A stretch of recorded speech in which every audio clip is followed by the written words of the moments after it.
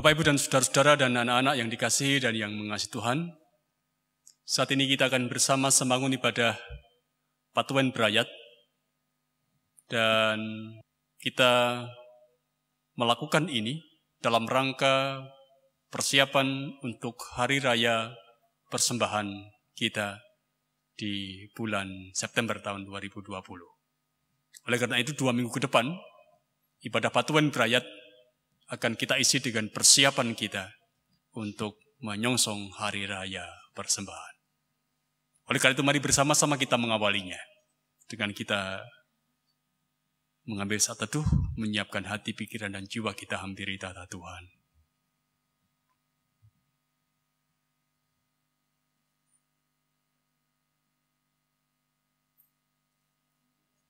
Biarlah setiap kita mengaku yang demikian. Ibadah kami pada saat ini hanya kami lakukan di dalam nama Allah Bapa yang telah menciptakan langit dan bumi, Allah yang setia pada apa yang sudah diciptakannya, dan yang kekal kasih-Nya. Amin. Bersama-sama kita angkat satu pujian. Hitung jemaat nomor 66, bait 1 dan bait yang ketiga. Di gunung dan di Dora.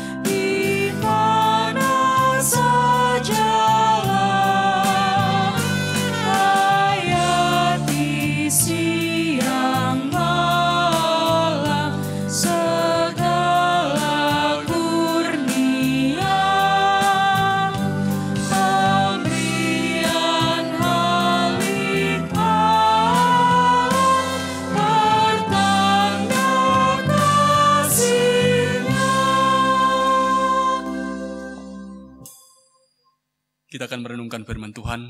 Mari kita berdoa mohon pimpinan Tuhan dalam karya Roh Kudus. Bapa yang di sorga, pada saat ini kami anak-anak menghampiri tahta-Mu. Kami ucapkan syukur untuk penyertaan, pimpinan, dan pendampingan Tuhan yang nyata atas kami. Kau berikan kekuatan bagi kami untuk menjalani kehidupan, dan Engkau berikan kepada kami kasih karunia, supaya kami juga boleh menjadi berkat bagi yang lain dengan apapun juga yang kami lakukan dalam hidup ini. Bersama dengan umat-Mu pada saat ini kami mengucapkan syukur kami kepada Engkau melalui pujian dan doa kami. Dan apa yang kami ungkapkan ini biarkanlah semuanya berkenan di hadapan Tuhan. Karena inilah kami Tuhan anak-anak-Mu yang dalam segala keterbatasan diri kami belajar untuk terus bersyukur kepada Engkau. Hari ini, saat ini, dalam satu persekutuan kudus, dengan Engkau sebagai Tuhan dan Juru Selamat kami, dan dengan saudara-saudara kami sebagai umat Tuhan, sejenak kami akan belajar untuk membaca dan merenungkan apa yang di firman Tuhan. Tolonglah kami ya Tuhan, pimpinlah kami. Engkau yang akan memampukan kami untuk mengerti apa yang menjadi kehendak-Mu melalui penyampaian firman-Mu, supaya dengan apa yang boleh kami terima melalui firman-Mu, hidup kami akan semakin pulih bertumbuh. Hidup kami akan semakin boleh menghasilkan buah. Karena itu Tuhan, pada saat ini kami hanya bersandar kepada Engkau. Kami yang ada dalam keterbatasan, Engkau urapi dengan karya Roh Kudus-Mu. Supaya apa yang kami ungkapkan pada saat ini bukan semata-mata karena kekuatan kami, tapi karena kekuatan Allah dalam karya Roh Kudus. Karena itu Bapa, Engkau yang akan memimpin kami untuk membaca dan merenungkan firman. Di dalam nama Tuhan Yesus kami berdoa. Amin. Bapak, Ibu dan saudara-saudara dan anak-anak yang dikasihi dan yang mengasihi Tuhan, kita akan membaca firman Tuhan untuk kita renungkan. Kita akan perhatikan yang tertulis dalam kitab Mazmur pasal 116 ayat 12 sampai ayat yang ke-14. Dituliskan kepada kita. Bagaimana akan kubalas kepada Tuhan segala kebajikannya kepadaku? Aku akan mengangkat piala keselamatan dan akan menyerukan nama Tuhan. Akan membayar nasarku kepada Tuhan di depan seluruh umatnya. Demikian firman Tuhan yang berbahagia setiap orang yang mendengar dan menyimpannya dalam hidup. Amin. Bapak, Ibu dan saudara-saudara dan anak-anak yang dikasihi dan yang mengasihi Tuhan. Dalam 2 kali ibadah Patuan Berayat, artinya minggu ini dan minggu depan, secara berseri kita akan membicarakan persembahan. Bukan semata-mata karena kita mempersiapkan diri untuk memasuki hari raya persembahan dalam jemaat kita. Bukan pula karena praktek persembahan itu merupakan praktek tertua dalam ritual agama. Tetapi memang ini yang menjadi inti dari spiritualitas kehidupan orang yang percaya. Oleh karena itu, jika kita paham betul tujuan dan arti persembahan, maka cara hidup kita, persekutuan kita, pelayanan kita juga pasti akan mengalami pembaruan. Kita akan makin bersyukur kepada Tuhan atas rahmat dan kebaikannya yang dinyatakan kepada kita. Dalam sebuah percakapan dengan seorang teman beberapa waktu lalu, kami berbicara tentang pertumbuhan dan kehidupan gereja. Akhirnya kami sadari bahwa pertumbuhan gereja itu bukan semata-mata soal angka. Pertumbuhan gereja bukan semata-mata soal angka, tapi soal kembali ke dasar iman dan ajaran yang sehat. Dengan ajaran yang sehat dan makanan rohani yang sehat, pasti jemaat akan mengalami pertumbuhan secara kualitas. Dan itu pasti akan berdampak pada pertumbuhan secara kuantitas.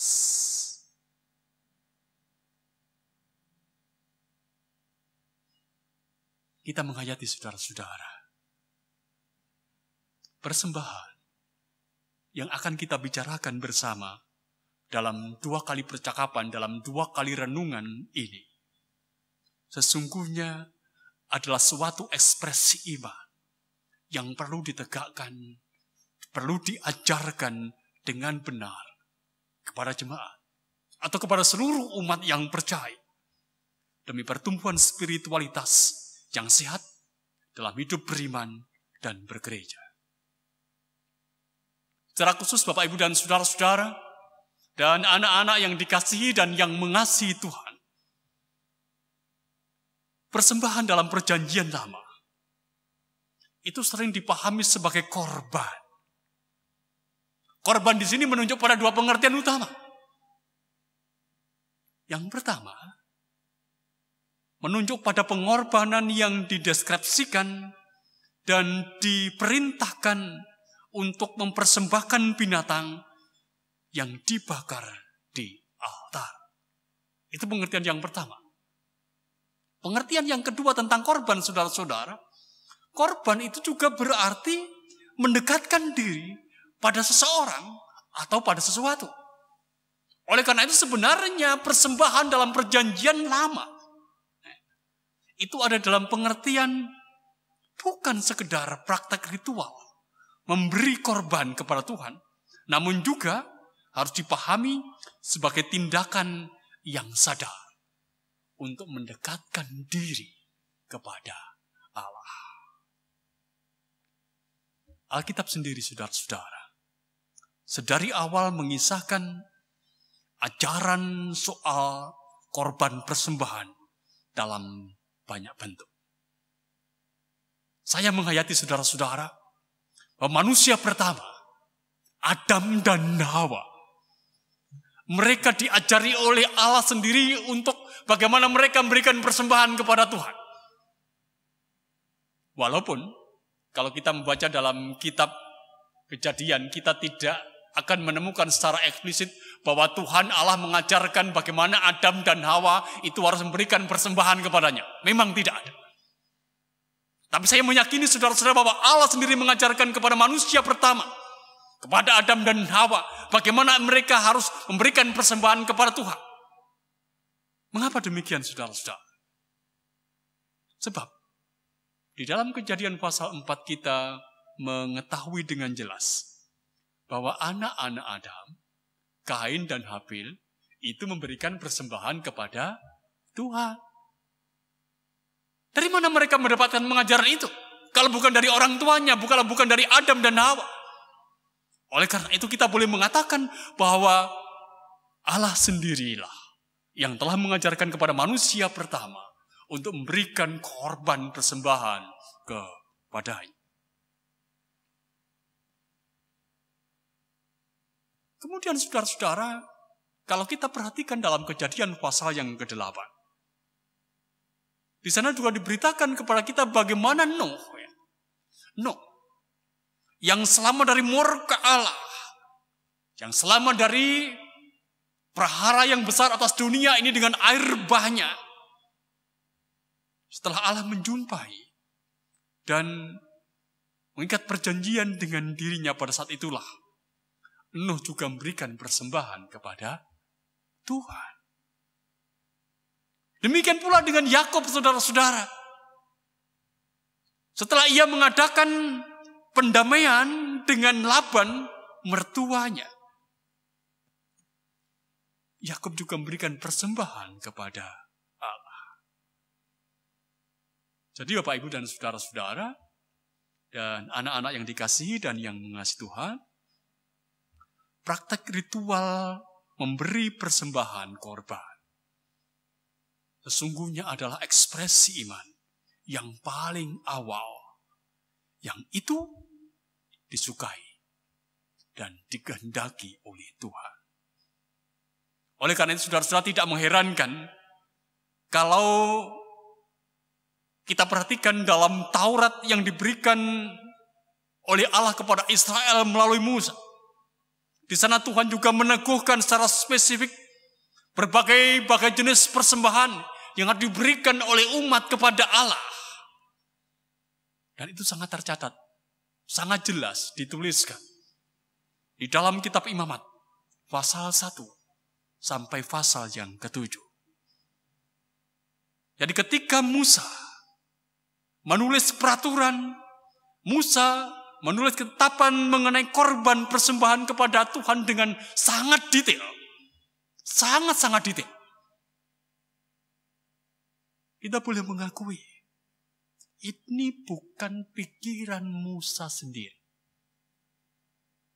Tapi ini adalah apa yang disampaikan Allah. Ini adalah petunjuk Allah yang harus ditulis oleh Musa bagi umat Israel ketika itu Musa berada di atas gunung Sinai. Oleh karena itu Bapak, Ibu, dan saudara-saudara yang dikasihi dan yang mengasihi Tuhan, Di dalam kitab Imamat pasal yang pertama sampai pasal 7. Kita dapat melihat, kita dapat merasakan betapa rincinya perintah Tuhan tentang persembahan korban yang diberikan oleh umat kepada Dia sebagai Tuhan, Sang Pemilik kehidupan. Paling tidak saudara-saudara, ada 5 jenis korban yang harus diberikan oleh umat. Sebenarnya 5 jenis ini kalau kita mau merenungkan lebih dalam membutuhkan waktu. Paling tidak 5 kali pertemuan terkait dengan apa yang dituliskan dalam kitab Imamat ini. Tapi saya pada saat ini hanya akan menyampaikan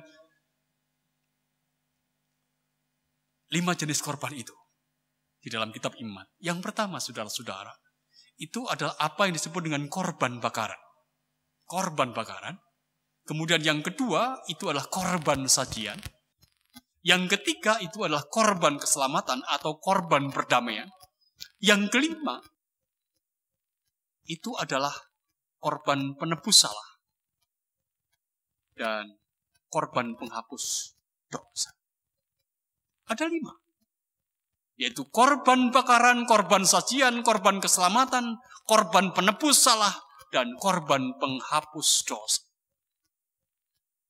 Dan kalau kita membaca dalam kitab Imamat,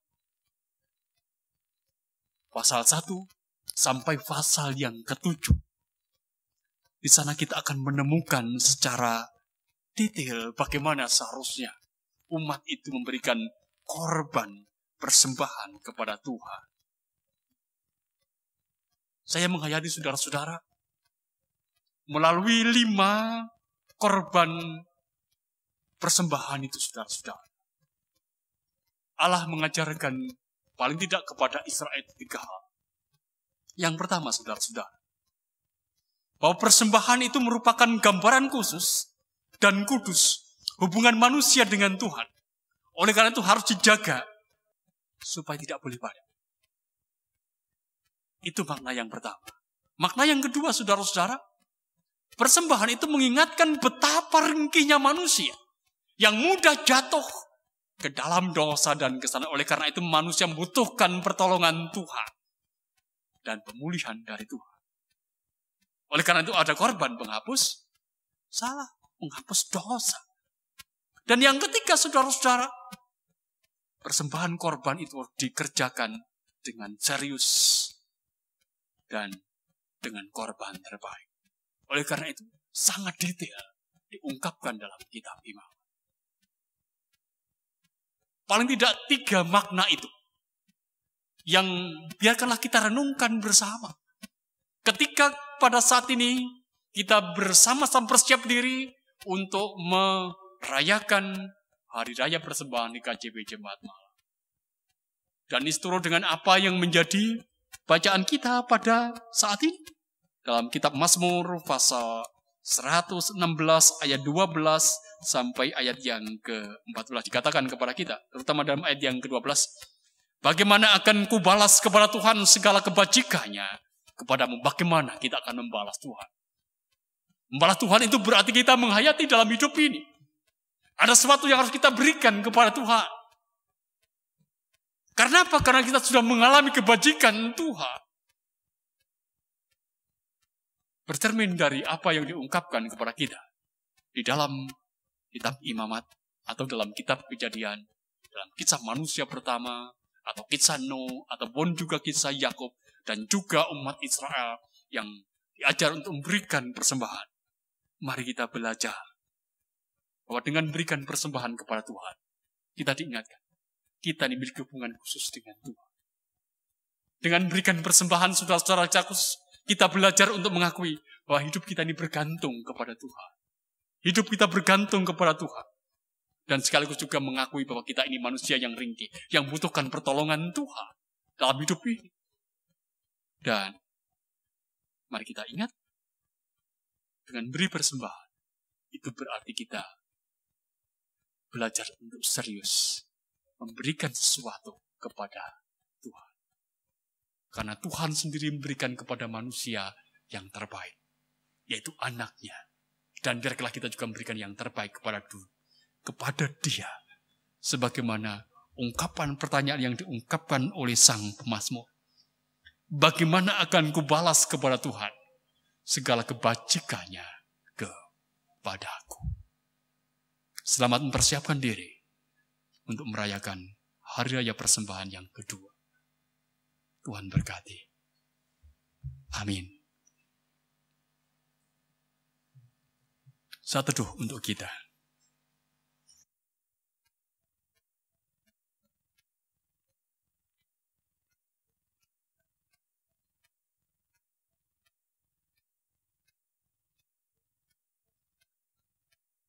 Bapak, Ibu, dan saudara-saudara yang dikasihi dan yang mengasihi Tuhan, kita kembali angkat satu pujian dari Kidung Jemaat nomor 335 bait 1 dan bait yang ketiga. Bersamaan dengan itu, kita akan berikan persembahan kepadanya.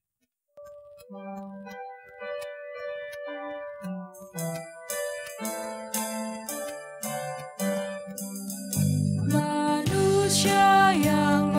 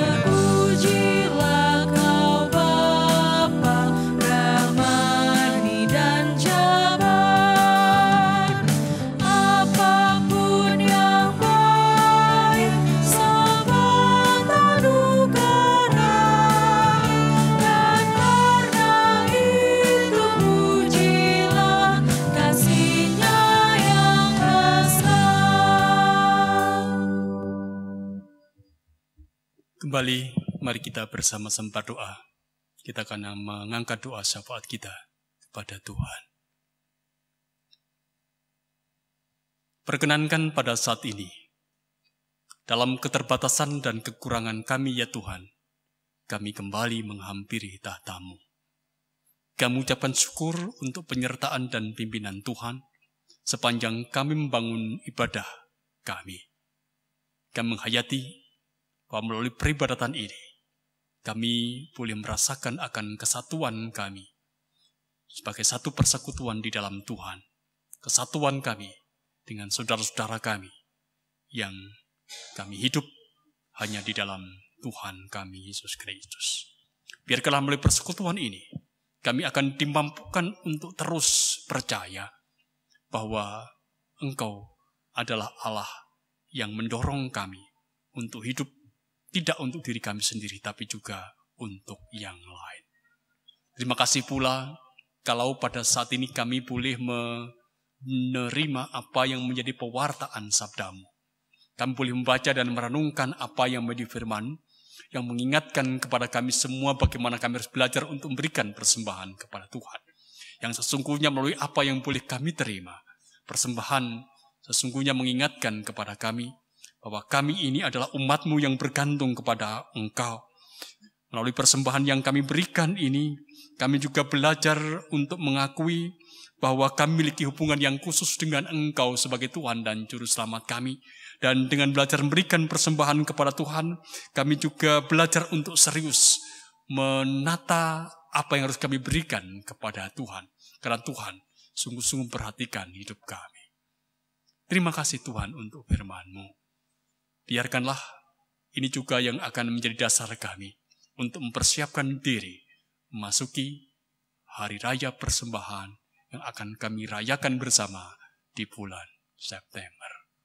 Bapa, terima kasih untuk firman-Mu dan perkenankan dengan segala ungkapan syukur pula kami memberikan persembahan kepada Engkau. Apa yang kami berikan kepada Engkau sungguhnya tak sebanding dengan berkat Tuhan yang besar.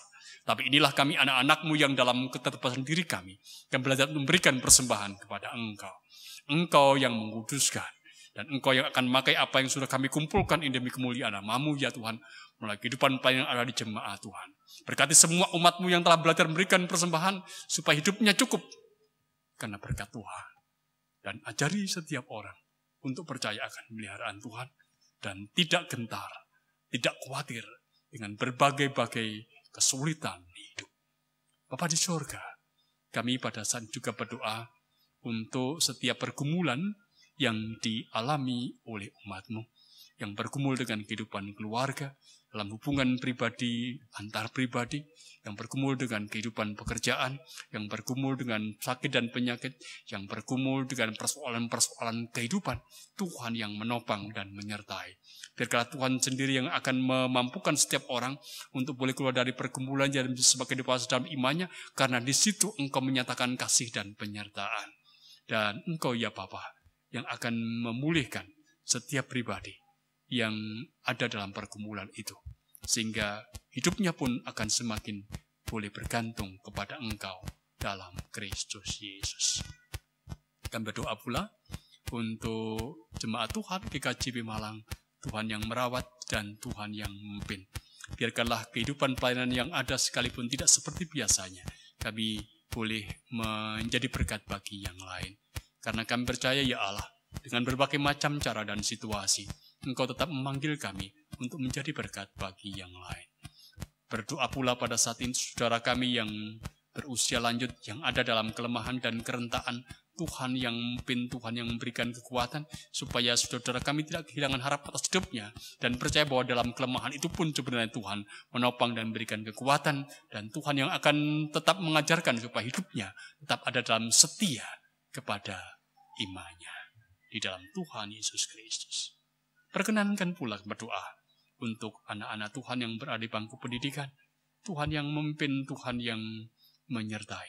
Biarlah anak Tuhan akan tetap boleh belajar dengan baik dan boleh meraih impian harapan mereka. Para muda-pemudi-Mu kami serahkan kepada Tuhan supaya mereka juga boleh menggapai cita-cita hidupnya hanya karena kuasa dan penyertaan Tuhan. Saat ini kembali kami akan menjalani kehidupan kami. Tuhan yang akan memimpin kami, supaya dalam pimpinan Tuhan kami boleh menjadi berkat bagi yang lain. Negeri di mana kami hidup kami serahkan kepada Tuhan, supaya mendapatkan perlindungan dari Tuhan, dan melalui perlindungan Tuhan kami tetap akan beroleh damai dan sejahtera Tuhan. Kami mengungkapkan doa kami dalam nama Tuhan Yesus. Amin. Bersama-sama kita akan mengakhiri pada kita angkat satu pujian dari Kidung Jemaat nomor 417, bait yang pertama dan bait yang ketiga.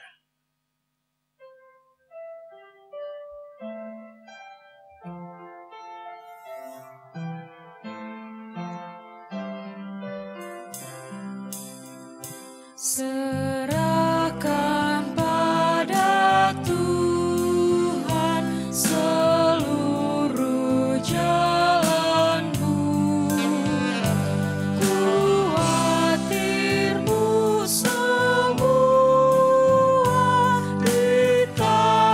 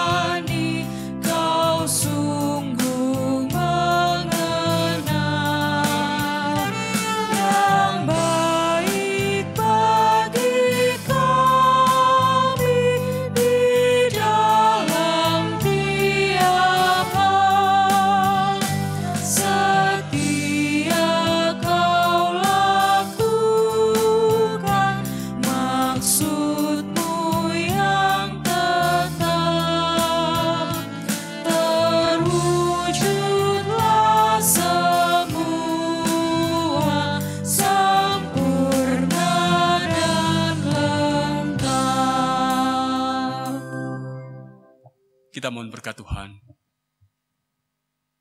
Damai dan sejahtera yang berasal dari Allah Bapa, di dalam pengasihan Tuhan Yesus Kristus dan Roh Kudus, beserta dengan kita semua saat ini dan selamanya. Amin.